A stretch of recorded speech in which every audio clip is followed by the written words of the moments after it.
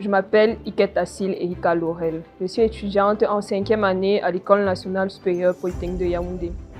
Je dirais que le caractère qui me définit principalement est la bienveillance. La bienveillance et l'honnêteté.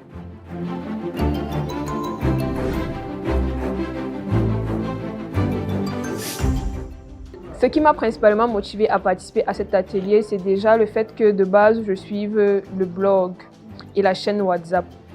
Et le thème de cet atelier pratique m'a principalement marqué parce qu'il s'agissait de comment gérer l'argent. Argent, parlons-en. Étant étudiante et entrant bientôt dans le monde du travail, la gestion de l'argent est une question permanente. L'étudiant n'a pas forcément beaucoup d'argent, mais déjà savoir comment gérer le peu de fonds qu'on a, c'est une chose très importante. Donc j'espérais, lors de cet atelier, trouver des réponses à certaines questions. Comment mieux, tout d'abord, gérer mon argent et comment mieux aider les autres sans s'oublier soi-même. Voilà les quelques questions auxquelles j'ai cherché réponse et j'ai trouvé réponse lors de cet atelier.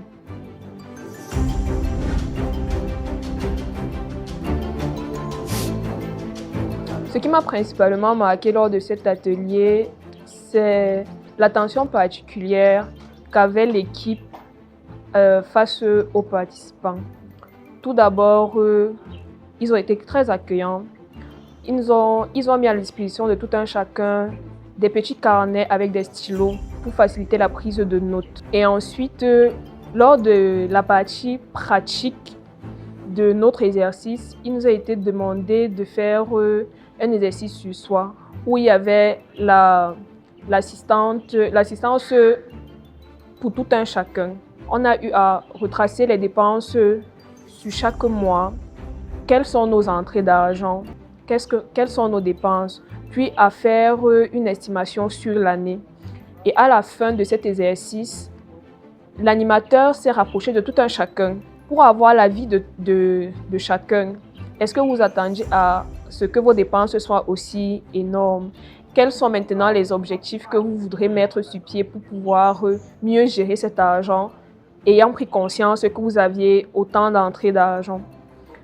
Ensuite, il nous a été donné une feuille blanche sur laquelle on avait le droit de mettre nos envies, même les plus folles soient-elles, avec des prix estimatifs et de voir la portée de ce qu'on peut espérer avec déjà ce qu'on a présentement et avec ce qu'on espère dans le futur.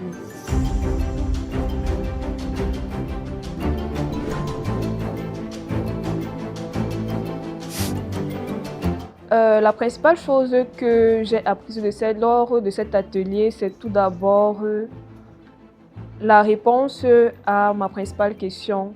Comment gérer mon argent tout en faisant toujours du bien aux autres?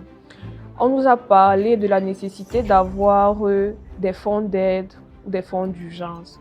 Le fonds d'aide sera cette poche-là avec laquelle vous pourrez aider vos proches sans pour autant se léser soi-même. Parce que c'était ça mon principal problème. Toujours mettre les autres en avant et parfois se retrouver sans rien pour le bien des autres.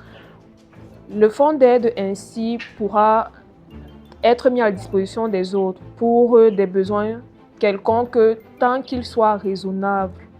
Et maintenant, le fonds d'urgence, c'est plutôt cette poche-là avec laquelle on peut vivre en situation de crise. Ayant par exemple perdu son emploi, il est conseillé d'avoir déjà de base un fonds d'urgence qui s'étend sur 6 mois de salaire. Comme ça, même si on a un moment de crise, on pourra vivre décemment pendant 6 mois sans souci. L'autre chose qui m'a principalement touchée lors de cet atelier, c'est la pyramide des besoins. Je n'avais pas conscience qu'il y avait des besoins spécifiques dans la vie parce qu'il nous a été démontré qu'il existe une différence fondamentale entre les besoins et les envies. Il existe plusieurs niveaux dans la pyramide des besoins et tout ce qui n'entre pas dans ce cercle-là représente les envies.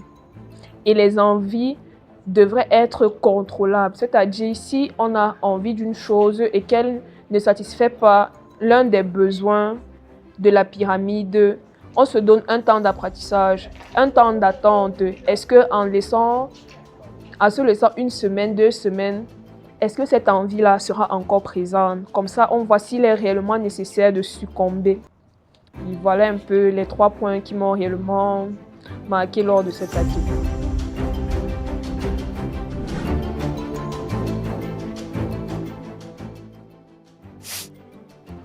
Bon, personnellement, j'ai décidé tout d'abord de mettre sur pied un fonds d'aide parce que ça répond principalement à la question que j'avais en venant à cet atelier.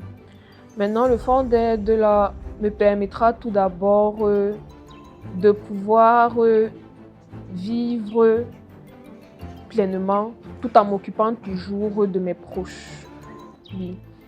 Et maintenant, la mise en place, il a été conseillé de mettre 10% de son revenu dans le fonds d'aide. Comme ça, on pourra mieux subvenir aux besoins raisonnables de nos proches parce que on n'aide pas quelqu'un juste parce qu'il faut l'aider. Il faut une raison valable. Il faut que la personne nous donne aussi une raison de pouvoir l'aider. L'autre point sur lequel j'aimerais changer ma gestion de l'argent, c'est les raisons pour lesquelles je gardais de l'argent avant. Je ne faisais pas forcément de caisse ou de cotisation dans un but précis. Je faisais juste par habitude, il faut garder l'argent, alors je garde l'argent.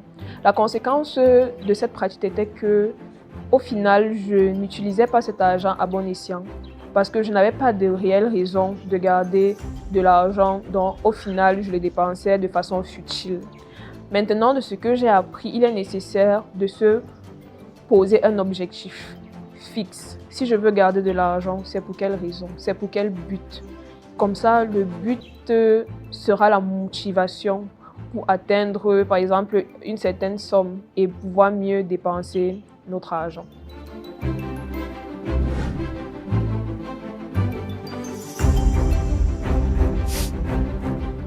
Le conseil que je pourrais donner à toutes ces personnes-là qui ont peur de passer le cap, qui se disent à quoi bon, je dirais, il faut saisir certaines chances dans la vie. Parce que rester dans sa zone de confort, c'est bien beau, mais l'apprentissage qu'on a eu lors de ces ateliers, ce sera un apport différent. Parce que, comme je l'ai dit, l'équipe a été très accueillante, elle était très à l'écoute. Peu importe la préoccupation qu'on avait portant sur le thème, on a trouvé solution. Solution qui ne sera pas forcément venue de l'entourage. Donc je dirais sauter le pas. Parce qu'on y apprend beaucoup.